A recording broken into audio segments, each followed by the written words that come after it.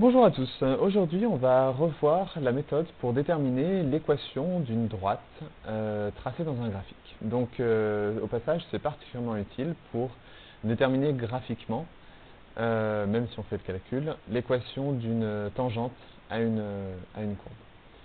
Alors, je vais partir du principe qu'on n'a aucune information en me disant que si vous savez le faire comme ça, vous saurez le faire si vous avez des informations, vu que ça permettra d'aller un peu plus vite sur certaines étapes. Donc vous pouvez voir dans un premier temps qu'on a tracé une droite dans un repère orthonormé. Et donc, première chose, on va se rendre compte effectivement il y a deux points qui vont nous permettre de faire pas mal de choses. Donc le premier qui est ici, que je vais appeler A, en étant original. Le second qui est ici et que je vais appeler B. On peut se voir qu'effectivement tous les autres points ne passent pas exactement par une intersection du quadrillage, donc on ne peut pas lire avec précision leurs coordonnées. Donc du coup, je vais commencer par expliquer que l'équation de la droite AB, du coup maintenant je vais l'appeler comme ça, est de la forme y égale à x plus b, et donc le but va être de déterminer dans un premier temps A, puis dans un second temps la valeur de B.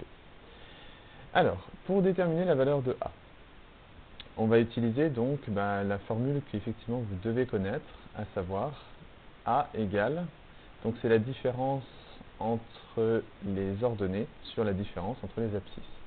Donc autrement dit, YA moins YB, au passage vous pouvez éventuellement faire l'opposé sur XA moins XB. L'idée étant de garder les mêmes lettres. Si vous choisissez A puis B en haut, il faut absolument choisir A puis B en bas. Donc ensuite, on n'a plus qu'à rentrer les valeurs. YA. Donc je vous conseille, au brouillon ou en vrai, d'avoir les coordonnées du point A. Donc là, en l'occurrence, les coordonnées du point A, c'est moins 2 et 3. Et les coordonnées du point B, donc ça nous sera aussi extraordinairement utile pour la suite, c'est 1 et 1. Alors, donc, YA vaut 3 et YB vaut 1. Et ensuite, au dénominateur, XA vaut moins 2 et XB vaut moins 1. Ce qui nous donne 2 sur moins 3, donc moins 2 tiers. Bien, donc maintenant, effectivement, on va utiliser un des deux points. Au passage, vous pouvez prendre le point de votre choix. Donc clairement, au niveau des calculs, moi je pense que travailler avec 1,1 est plus facile que travailler avec moins de 3. Mais dites-vous que dans la suite de l'exercice, vous pouvez prendre n'importe lequel des deux points. Donc là, moi je vais choisir de préciser, or, B appartient à la droite AB. Donc ça a comme conséquence que les coordonnées de B vérifient l'équation, à savoir que YB est égal à AXB plus B. Et donc là, en fait, on va simplement résoudre cette équation. YB vaut, je remplace par les valeurs, YB vaut 1. A, je reprends la valeur qu'on a trouvée précédemment, donc c'est-à-dire moins 2 tiers, fois la valeur de XB qui vaut 1, plus B. B étant ici notre inconnu. Donc au passage, effectivement, je vais bien préciser que je remplace dans le passage de la ligne 1 à la ligne 2. Et ensuite, je continue. J'ai juste à trouver la valeur de B.